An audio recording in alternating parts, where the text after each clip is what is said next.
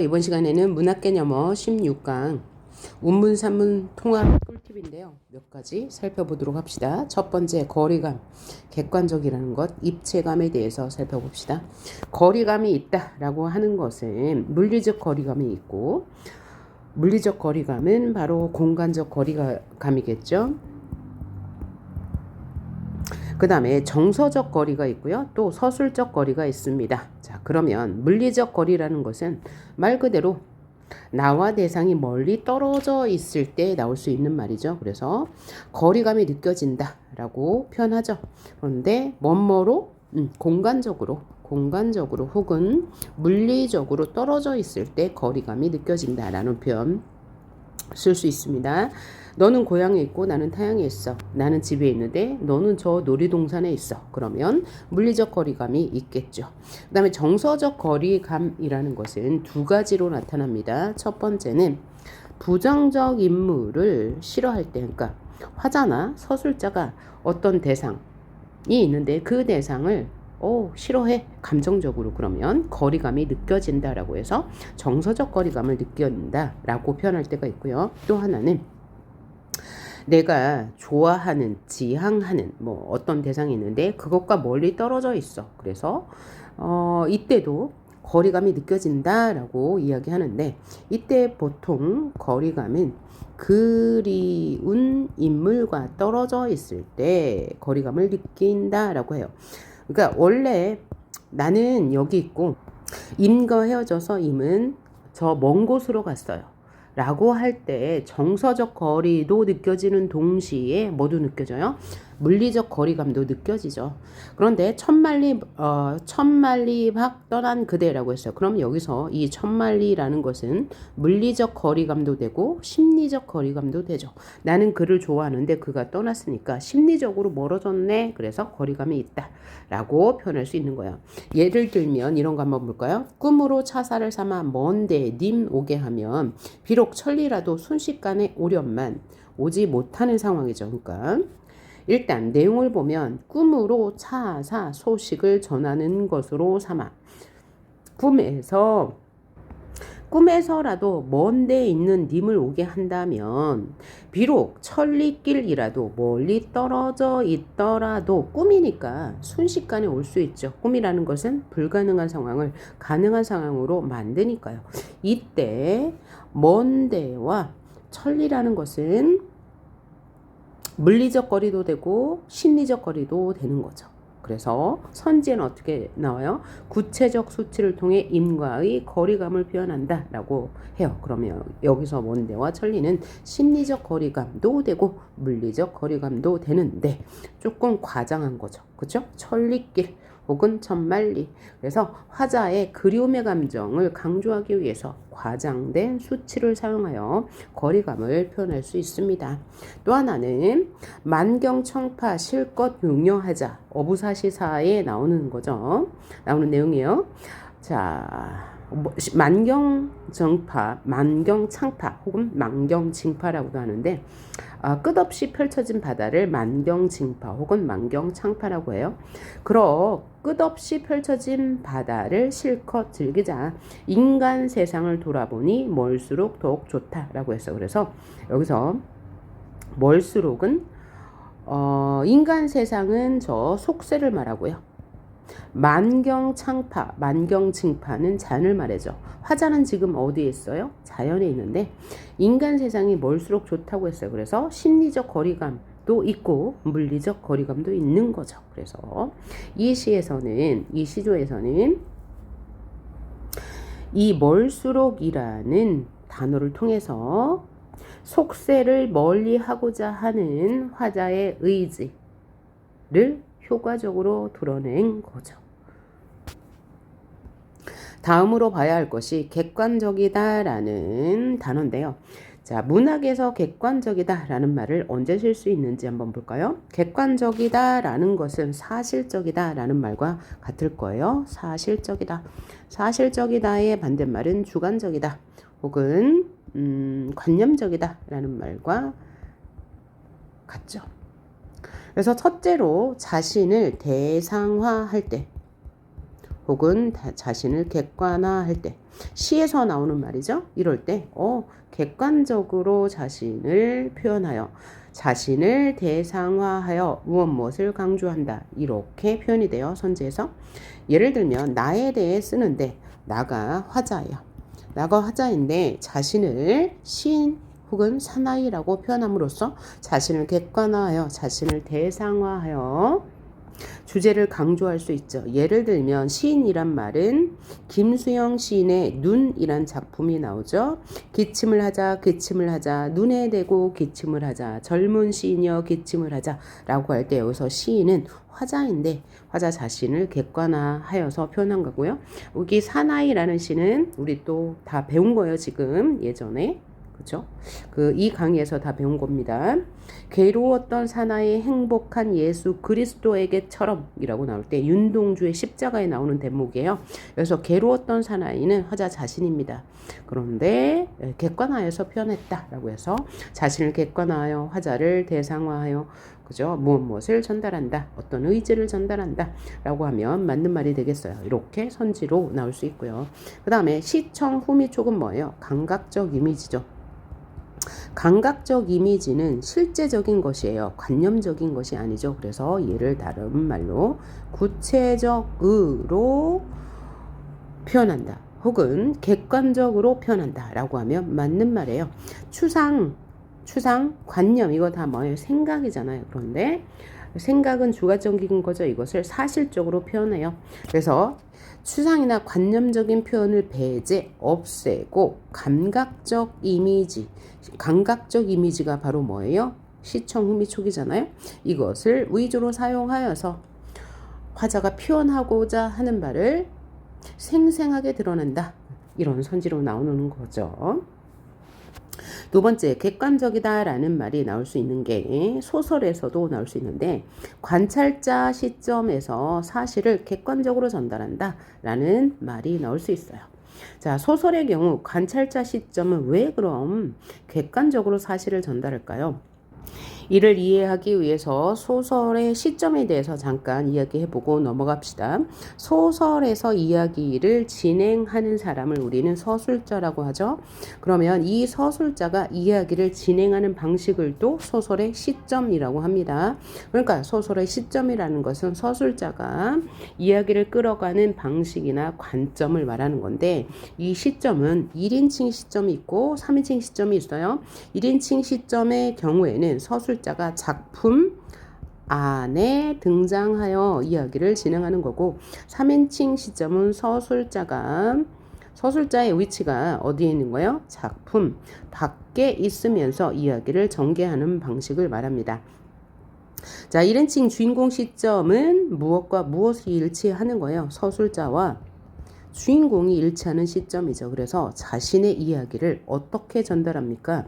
주관적으로 전달해요. 주관적으로 전달한다는 것은 뭐냐면 자신의 감정까지, 즉 서술자인 주인공의 감정까지 모두 보여준다는 거예요.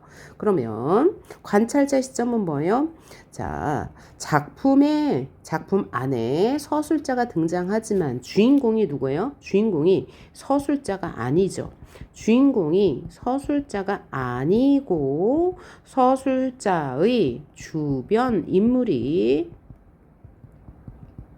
주인공이 돼요. 그러므로 서술자는 이 주변 인물의 심리를 몰라요. 그래서 자, 주인공이 주변 인물이 되고 서술자는 소설을 끌어나가는 사람이니까 주변 인물인 주인공의 심리를 알려줄 수가 없죠.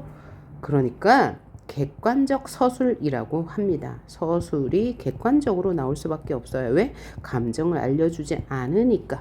이럴 때 자, 이렇게 나타날 때 독자는 소설을 읽는 사람이고 그 다음에 인물은 누가 돼요? 주인공. 서술자가 아니고 누구예요? 주인공의 거리감이 있다 라고 표현합니다. 거리감이 있다라는 것은 다른 말로 뭐라고 그래요? 이 주인공인 등장인물의 감정, 즉 심리를 표현하지 않는 것이요. 심리를 알려주지 않으니까 거리감이 느껴져요. 상상할 수밖에 없잖아요. 자, 그러면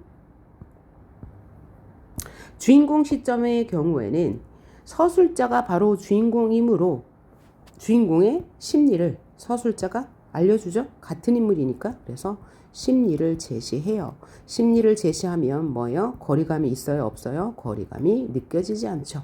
심리를 모두 다 알려주니까요. 이렇게 생각하시면 되겠다. 그러면 3인칭 시점 한번 똑같이 적용하면 되겠죠.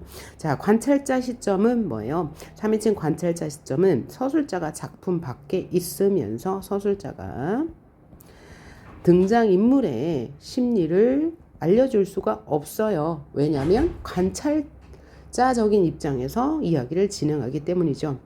3인칭 관찰자 시점은 서술자가 등장인물을 관찰하는 거죠. 작품 밖에서. 그러니까 당연히 객관적일 수밖에 없을 거고요.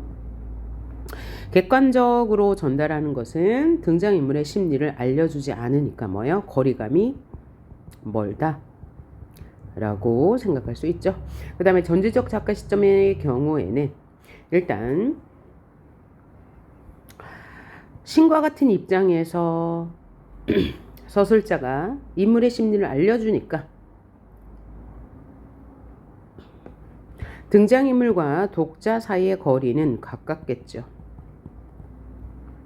그리고 3인칭 전지적 작가 시점에서 더 알아둬야 할 것이 있는데 제한적 작가 시점과 초점화된 화자라는 개념을 알아야 돼요. 자, 제한적 작가 시점이란 뭐냐면 서술자가 작품 밖에서 등장인물의 심리를 알려주는데 등장인물 한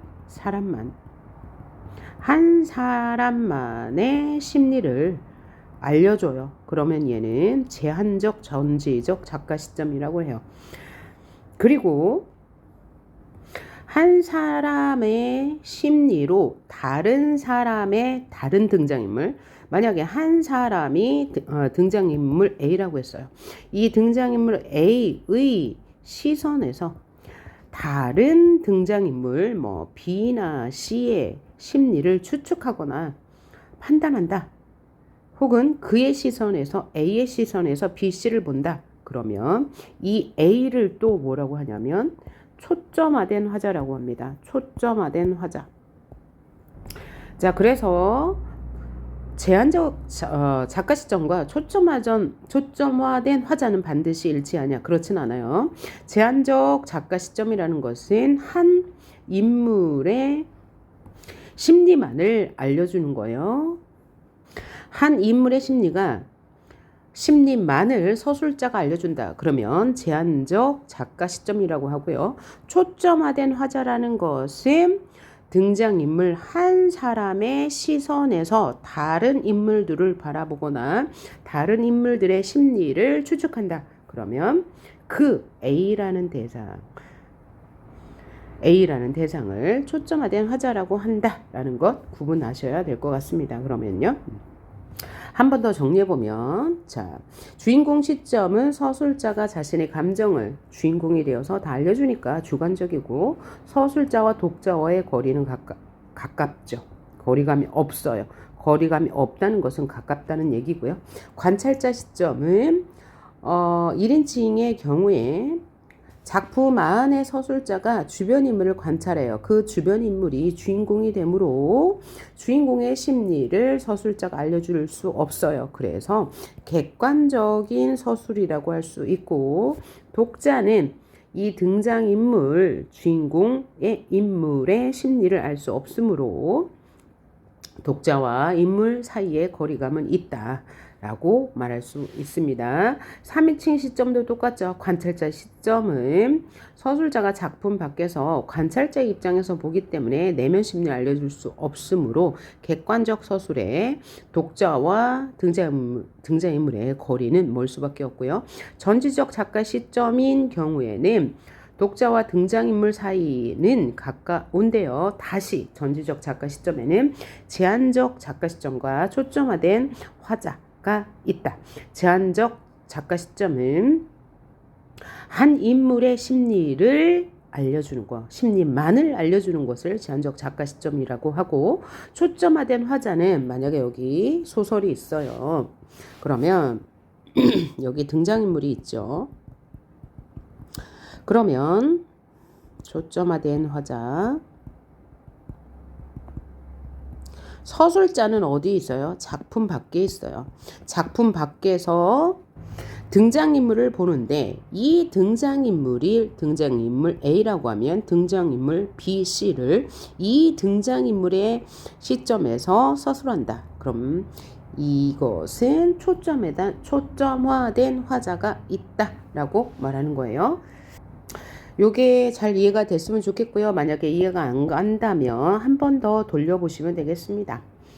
다음으로 봐야 할 게 입체적이다라는 개념인데요. 입체적이다라고 말할 때는 세 가지 종류가 또 있습니다. 첫째는 3D라고 했는데, 이 3D는 뭐냐면 역동적이다 혹은 동적이다라고 할 수도 있고요. 규모가 크다, 스케일이 크다라고 느낄 때 우리는 입체적이다라고 말합니다. 그러니까 이 3D는 당연히 시각적 이미지, 묘사적 이미지가 두드러진 상태겠네요. 예를 들어 산천은 유대하고 대하가 유수로다라고 했어요. 산과 내는 유대하고 높은 대 위에 있고 그 밑에 큰 강물이 흐른다라고 했어요. 그러면 산천도 멀리 보이고 그 밑에 이 흐르는 강물도 아주 많게 보여. 그러니까 역동적이죠. 강물이 흐르고요. 스케일이 커요. 산천도 보이고 그 밑에 흐르는 강물도, 큰 강물도 보이니까요. 이럴 때 우리는 입체적이다라는 말을 씁니다. 그리고 또 하나, 절벽이라는 수직적 이미지. 절벽이라는 것은 뭐예요? 이렇게 낭떠러지를 말하잖아요. 그러면 수직적 이미지가 느껴져. 그럼 얘도 뭐라고 해요? 입체적이다라고 합니다. 뭔가 움직임이 있고 스케일이 크다라고 할 때 우리 입체적이다라고 말하는 거죠. 그 다음에 시간의 역행이 나올 때 우리는 입체적이다라고 합니다. 역행은 뭐예요? 순행적 구성의 반대말이죠. 순행이라는 것은 시간의 흐름에 따라 이야기가 진행되는 거고, 역행이라는 것은 현재에서 과거로 갔다가 다시 현재로 오면 시간의 역행적 구성 이라고 하죠. 혹은 역전적 구성이라고 하는데, 이럴 때 자, 입체적이다 라는 말을 쓸 수 있어요. 현재에서 과거 회상이 시작되는 부분에서 우리는 역순행적, 역전적 구성, 역행적 구성을 느낄 수 있죠. 그래서 회고할 때, 회상할 때, 반추할 때 똑같은 의미죠. 지난 일을 되돌아볼 때 입체적이다 라는 말을 쓸 수 있고요. 그 다음에 성격의 변화가 있으면 입체적 인물이다 라고 할 수 있거든요. 뭐라고요? 성격 변화가 있는 인물이 있어. 그러면 우리는 그 인물을 입체적 인물이라고 합니다. 그럼 입체적 인물의 반대말은 뭐냐면 평면적 인물이에요. 평면적 인물은 그럼 뭐겠어요? 성격의 변화가 없는 인물을 말하겠죠. 예를 들면 어떤 인물이 소극적이었는데 적극적으로 변했어. 그럼 성격의 변화가 있는 거죠. 이런 인물을 뭐라고 해요? 입체적 인물이다 라고 할 수 있는 거죠. 그리고 이런 개념어도 알아둡시다. 입체적이란 말이 어디에도 쓰이냐면 이렇게 전형적 인물의 반대말에도 쓰여요. 그럼 전형적 인물과 입체적 인물을 구분하는 기준은 뭐냐? 당대에 흔히 볼 수 있는 인물이냐 아니냐로 구분하는 거예요. 당대에 흔히 볼 수 있는 인물은 전형적 인물이고, 당대에서 보기 힘든 인물이야. 그러면 입체적 인물이라고 합니다. 예를 들면 오늘날의 학생들, 중고생을 기준으로 볼 때 공부를 다 어떻게 합니까? 학원이나 과외나 이런 식으로 도움을 받아서 공부를 하죠. 그러니까 사교육이 많아요. 사교육이 많은데 어떤 학생들은 사교육을 받지 않고 혼자서 공부하는 사람도 있죠. 그러면 사교육을 받지 않는 사람이 소수고 사교육을 받는 사람이 다수라고 본다면 입체적 인물은 누구예요? 바로 사교육을 받지 않는 인물이 되는 거죠. 이렇게 구분할 수 있었으면 좋겠습니다. 다음으로 봐야 할 개념어가 긴장과 호흡의 속도인데요. 자, 그러면 긴장감이 있다 라고 말할 때는 어떨 때 그러냐? 원래 문학에서의 긴장감은요,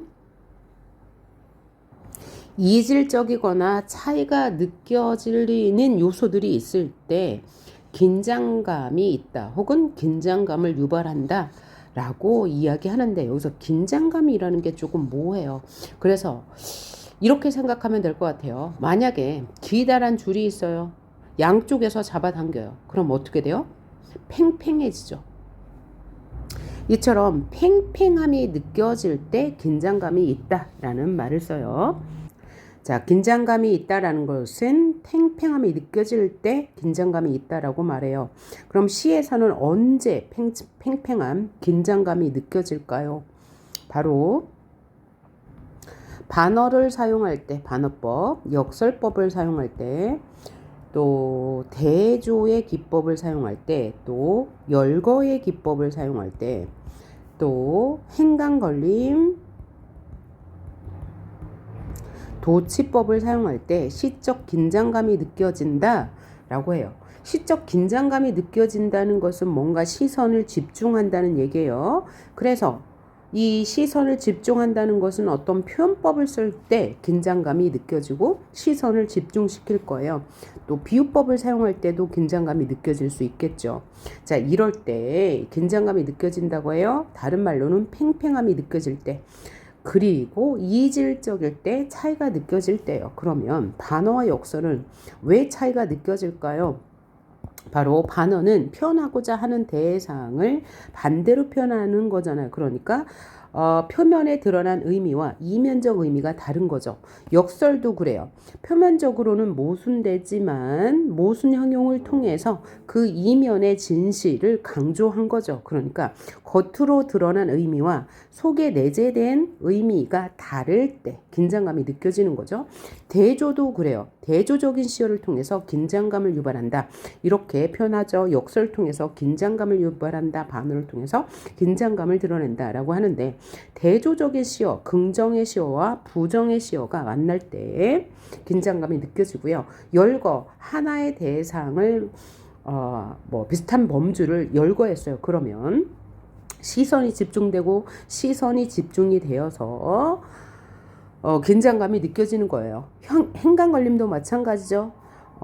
일반적인 어순, 문장의 어순을 따르지 않고 혹은 일반적인 어순을 따르더라도 행을 달리하여서 독자로 하여금 시선을 집중시켰어요. 그러니까 긴장감이 느껴지는 거고요. 도치법은 말 그대로 문장 구조의 순서를 바꾸어서 시선을 집중하니까 긴장감이 느껴지는 거고요.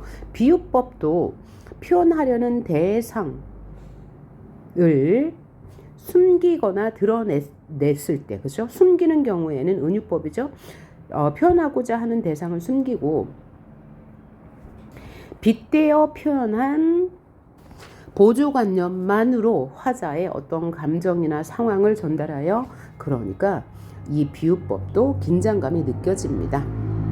자, 한마디로 말하면 긴장감이 느껴진다는 것은 어떤 표현법을 사용해서 화자의 감정을 직접적으로 전달하지 않잖아요. 시라는 게 소설도 그렇고 수필도 그렇고, 그러니까 간접적으로 화자의 감정이나 주제 이런 것을 전달한다. 그러면 긴장감이 있다라고 보시면 되겠습니다. 그래서 시적 긴장감은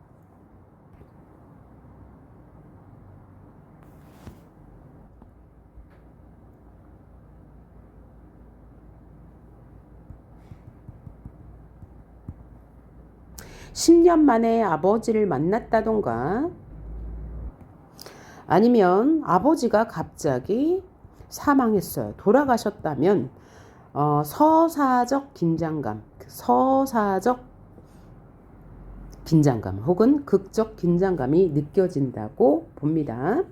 그 다음에 인물 간의 긴장감이 느껴진다. 소설에서 밖에 나올 수 없는 말이네요. 인물들끼리 대립이 있을 때 긴장감이 느껴지고, 혹은 전쟁 중에 대립이 첨예하다던가 대립이 첨예해요. 대립이 아주 심해요. 그 다음에 위기 상황이에요. 이럴 때 극적 긴장감이 느껴지면 얘는 지금 극적 긴장감으로 가야 되겠네요. 자, 인물 간의 긴장은 뭐예요? 이렇게 전쟁 상황인데 하나의 인물과 하나의 인물, 아군과 적군이 팽팽하게 싸울 때 이때는 그럼 뭐예요? 인물 간의 긴장감이 느껴지는 거고, 전쟁 중에 위기 상황일 때는 극적 긴장감이 느껴지는 거고, 어쨌건 긴장감은 이럴 때 느껴진다고 합니다. 그 다음에 극적이다라는 개념을 한번 살펴볼게요. 극적이다라는 것은 전제 조건이 서사, 즉 이야기가 진행되고 있어야 합니다. 이야기, 등장인물들이 대화를 통해서 이야기를 한다던가 등장인물의 행동을 통해서 보여준다던가 뭐 이야기가 진행되고 있으면 극적이다라는 말을 쓰고요. 그러면 이 극적이다라는 것은 소설의 기법 중에 보여주기 기법에 속합니다. 그럼 보여주기 기법의 반대말은 뭐냐면 말하기 기법이에요. 말하기 기법이라는 것은 또 뭐냐면 서술자가 보여주기 기법이라는 것은 등장인물의 말과 행동으로 보여주는 거예요. 등장인물의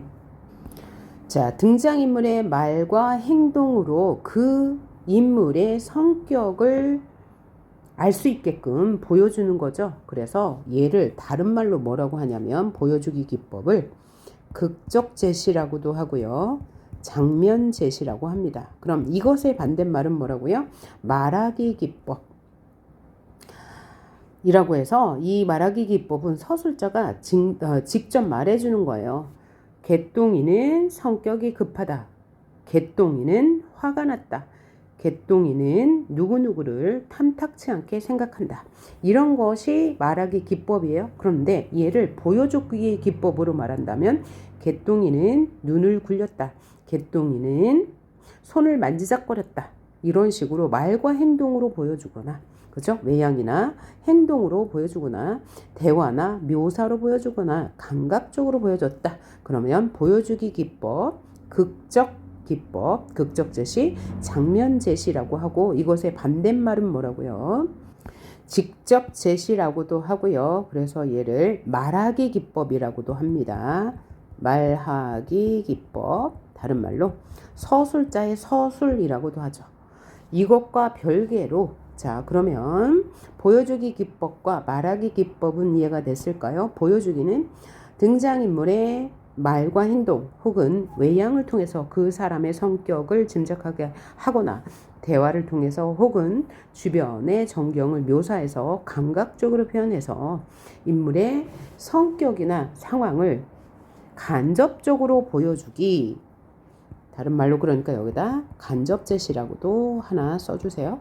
간접 제시라고 하고요. 이것의 반대말은 극적 제시 직접 제시, 서술자의 서술, 말하기 기법이라고 합니다. 그러면 여기서 서술자의 서술에서 또 하나 알고 가야 할 게 뭐냐면 서술자의 서술이 이런 양상으로 나올 수 있습니다. 첫째는 인물의 성격을 직접 말하기. 이게 이제 직접 제시에 해당한다고 그랬죠. 이런 것도 직접 제시지만 직접 제시 중에서 지난 일을 요약해서 말해 주기도 있거든요. 이것을 또 다른 말로 요약적 제시라고 합니다. 그러니까 인물의 성격을 직접 말해주는 거 뭐라고요? 직접 제시고요. 또 지난 일을 요약해서 제시해 줬어요. 이것도 직접 제시 중에 하나인 요약적 제시에 해당하는 거고요. 또 하나는 등장인물의 감정이나 등장인물의 성격을 말하는 게 아니고 서술자의 주관적인 감정을 서술할 때가 있어요. 그런 것을 뭐라고 그래요? 서술자의 개입. 이때 서술자의 개입은 서술자가 작품 밖에 있었죠. 3인칭 시점, 3인칭 전지적 작가 시점에서만 나올 수 있는 얘기죠.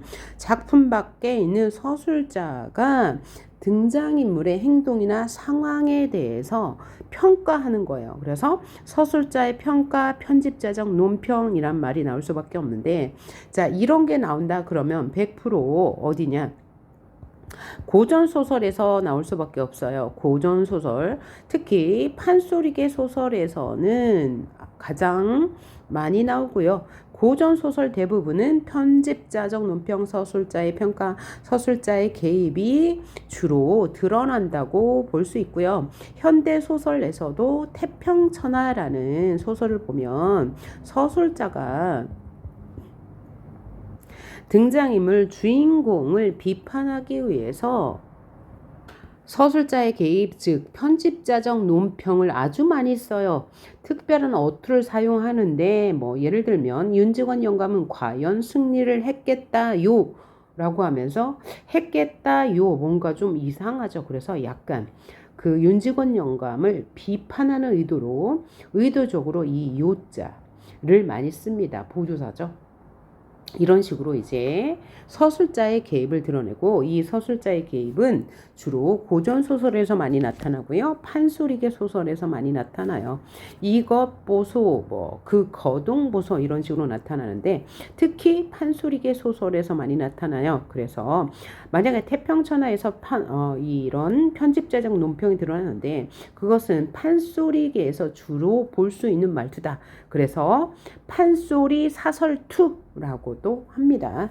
자, 그러면 이 편집자적 논평, 서술자의 평가가 드러나는 예시 뭐가 있을까요? 이 망극함을 어찌 측량하리요? 놀부의 거동보소 이런 식으로 작품 밖에 있는 서술자가 상황이나 인물의 됨됨이에 대해서 평가한다 라고 할 때 편집자에게 편집자적 논평, 서술자의 평가가 드러난다고 하는데요. 자, 여기서 보여주기 기법 다시 얘기해봐요. 보여주기는 말과 행동, 그 다음에 외양 묘사, 주변 묘사를 통해서 혹은 감각적 이미지를 통해서 어떤 상황이나 인물의 성격을 보여주는 방법이다. 그래서 얘를 뭐라고도 한다? 간접 제시, 극적 제시, 장면 제시라고도 한다. 같은 뜻임을 알아두고, 그러면 이것의 반대말은 뭐냐? 직접 제시, 말하기 기법. 그래서 말하기 기법을 뭐 영어로 텔링 기법을 사용하여 인물의 심리를 직접적으로 보여준다. 이런 선지로 나올 수 있고요.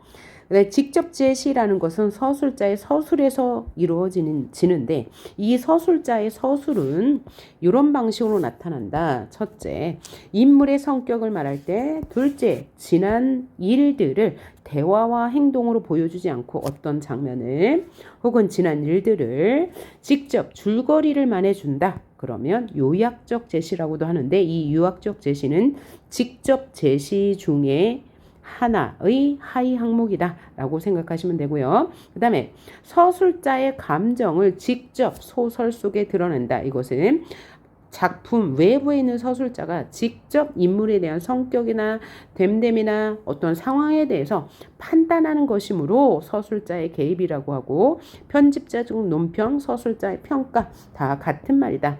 이런 것들은 주로 고전소설에서 나타나고, 또 고전소설 중에서도 판소리계 소설에서 많이 나타나는데, 현대소설에서 간혹 편집자적 논평이 보이는데 그것의 대표적인 예가 태평천하라는 아주 긴 소설인데요. 이 속에 등장하는 윤직원 영감이 굉장히 부정적 인물 형태로 그려져요. 그래서 이 윤직원 영감을 비판하기 위해서, 즉 풍자하기 위해서 편집자적 논평을 아주 많이 쓰는데, 뭐뭐 했겠다요 이런 식의 말투. 그래서 이제 판소리에서 말하는 투다. 그래서 판소리적 어투라고 한다는 거예요. 판소리적 어투를 사용해서 등장인물에 대해 비판적인 시각을 드러낸다. 이런 선지로 나올 수 있습니다.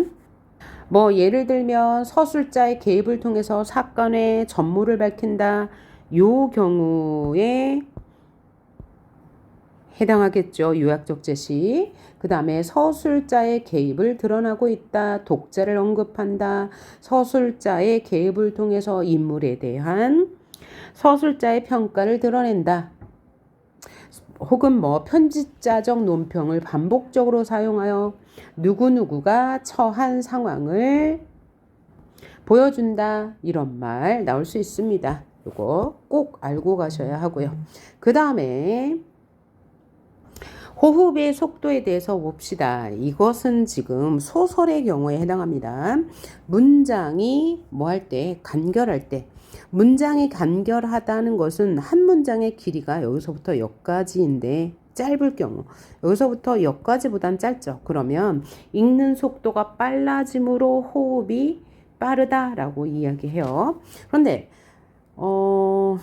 시에서는 좀 우리가 지난번에 얘기했는데 시의 호흡 속도와는 달라요. 자, 시의 호흡 속도를 보면 이렇게 행의 길이가 있어요. 행의 길이가 있을 때 얘는 이만큼의 글자 수가 있고 두 번째 행은 이만큼의 글자 수가 있다고 봐요.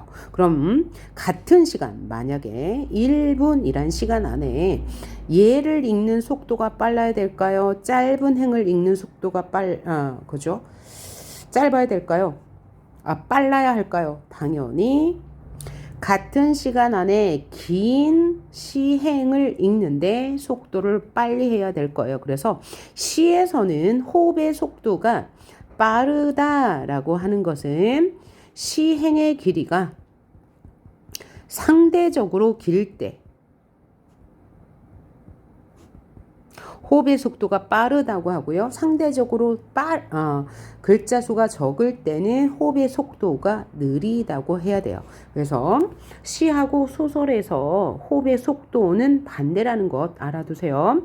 자, 소설에서는 문장의 길이가 간결하다는 것은 짧다는 얘기예요. 짧을 때 호흡의 속도가 빨라지지만 시에서는 행의 길이가 길 때 그때 호흡의 속도가 빨라진다라고 이해하시면 되고요. 여기서 하나 더 연관해서 이야기하자면 자, 문장의 길이가 짧아. 그럼 얘는 문장의 길이가 짧아. 간결체를 사용하여 이야기 진행의 속도를 빨리 한다라고 해요. 간결체는 그러니까 짧은 문장을 말하고요. 긴 문장을 뭐라고 하냐? 만연체라고 합니다. 그래서 긴 문장을 활용하여 어떤 대상의 움직임을 구체적으로 보여준다라고 할 수도 있고 만연체를 사용하여 어떤 누구의 행동을 구체적으로 묘사하고 있다라는 선지가 나올 수가 있습니다. 만연체라는 것은 문장의 길이가 길 때 사용하고 그러면 문장의 길이가 길면 호흡의 속도는 어떻게 되겠어요? 호흡의 속도는 느려지겠죠.